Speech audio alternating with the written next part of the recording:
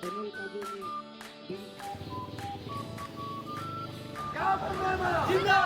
नरेंद्र मोदी जिंदाबाद जिंदाबाद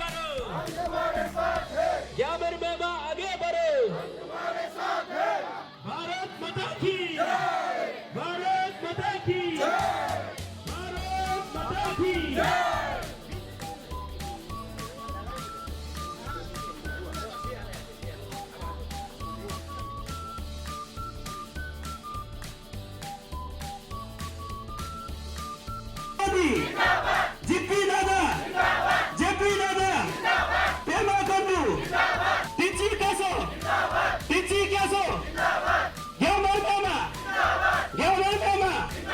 अपना करते हैं प्लीज अपना हाथ को ताली बजाने से होती है क्योंकि आप लोग को रेप नहीं एनर्जेटिक के लिए क्योंकि ये जो है रेप बुल मुनिस्टर ये बहुत पावरफुल है इसलिए और ताली हिचे मारे जोर से भारत माता की बीजेपी ठीक है और पिलाएगा जोरदार से और जोरदार से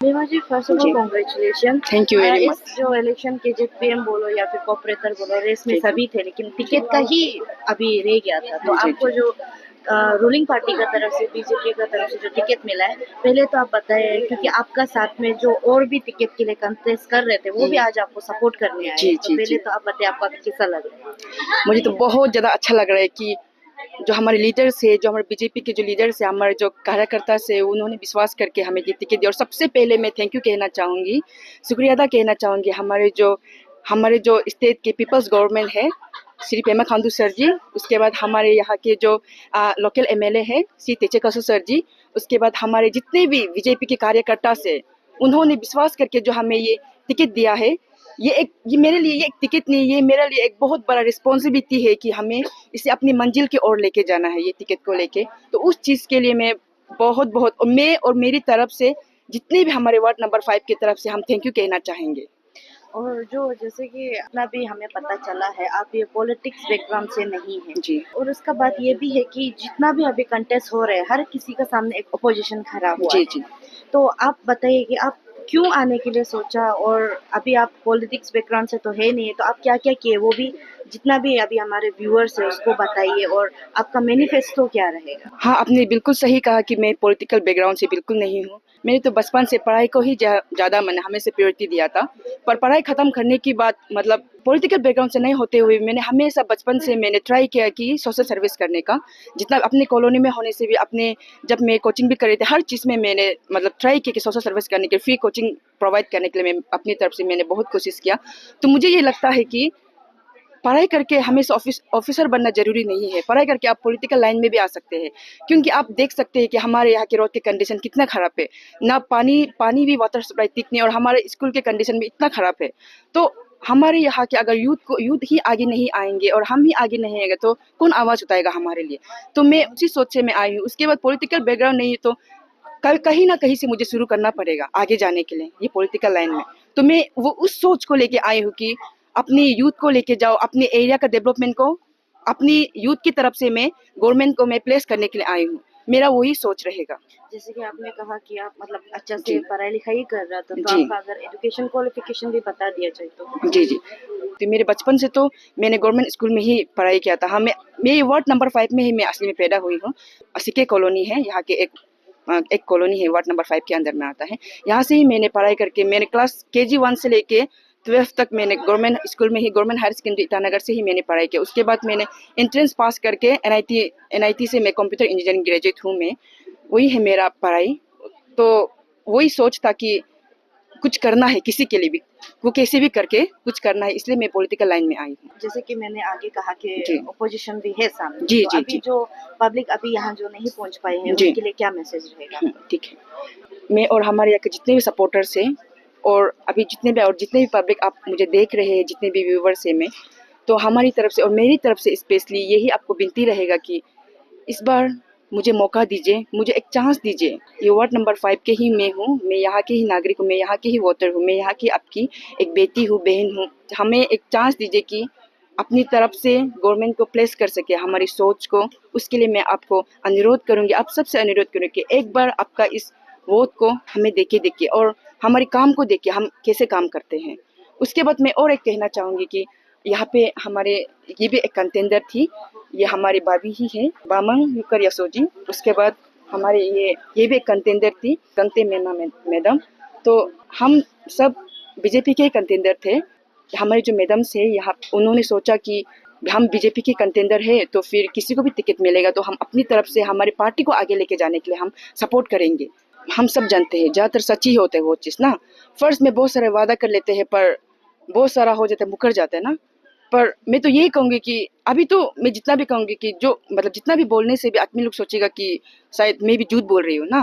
तो हमें एक यूथ का एक मौका दीजिए, एक एजुकेटेड यूथ को एक मौका दीजिए, मुझे एक मौका दीजिए कि आपको सर्व करने के लिए, और देखिए कि असली में करते हैं कि नहीं करते हैं।